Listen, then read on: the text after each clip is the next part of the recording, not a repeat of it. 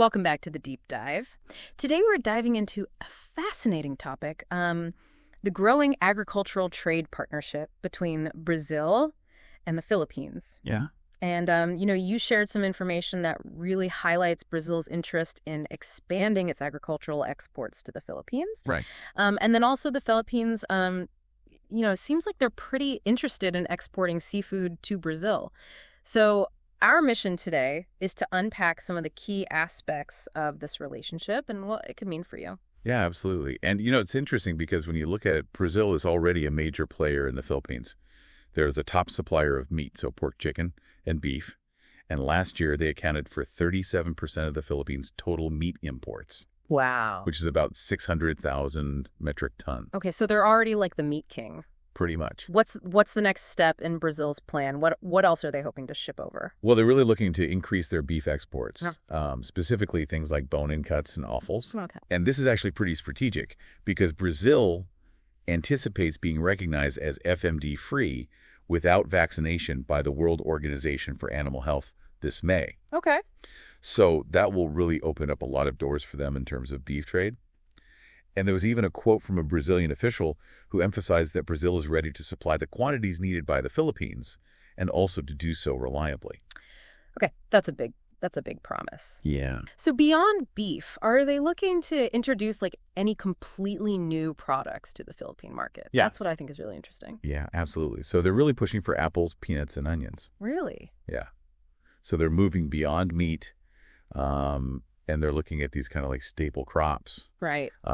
And, right now, the Philippines might be relying on other suppliers for these things that are maybe less consistent or face seasonal price fluctuations.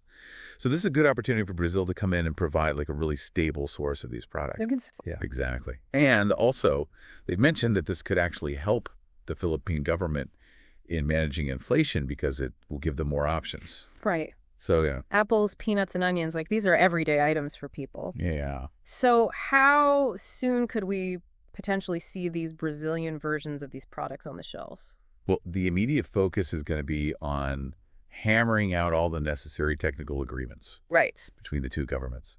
And they're hoping to do that this year. Yeah. So if all goes well, it's quite possible that we could see these products becoming available within the next year. Okay. And what's interesting is that the relationship between the authorities is described as having transparency. Okay.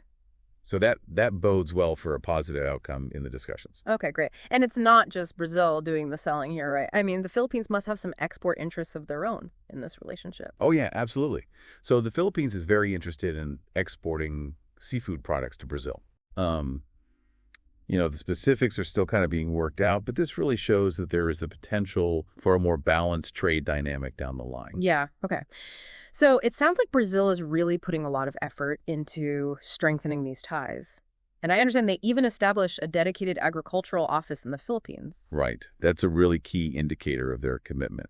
So they opened the Brazilian Agriculture Attaché office in the Philippines last year. It's actually their first one in the country. Okay. And it really signals the strategic importance of this partnership for them. You can kind of think of this office as a dedicated embassy for agricultural trade. Mm-hmm. It's really there to streamline communication and negotiations. And ultimately, it's all about improving market access and fostering deeper cooperation between the two countries. And just to get the full picture here, what other agricultural goods does Brazil currently export to the Philippines beyond meat?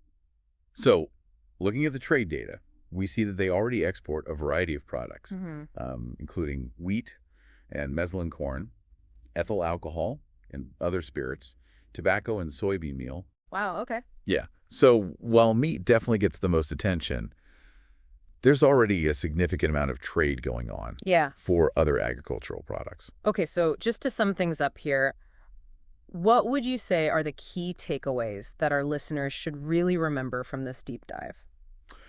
I think the main takeaway is that Brazil is very serious about solidifying its position as a top agricultural supplier to the Philippines. Right.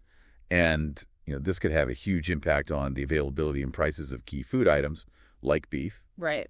And in the near future, potentially even apples, peanuts, and onions. Right. I think the opening of the Agriculture Attaché office really shows just how important this is to them. Right. And then on the other side of things, the Philippines is a big importer. Yeah. but they're also looking for opportunities to export, particularly in the seafood market in Brazil. Right.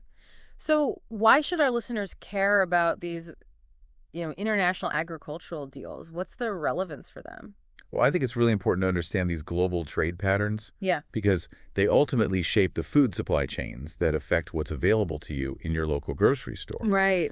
And, Brazil's focus on reliable supply and the potential for this to help manage inflation really highlights the direct connection between international agricultural trade and, your everyday life as a consumer. That's a really great point. Okay, so here's something for you to think about.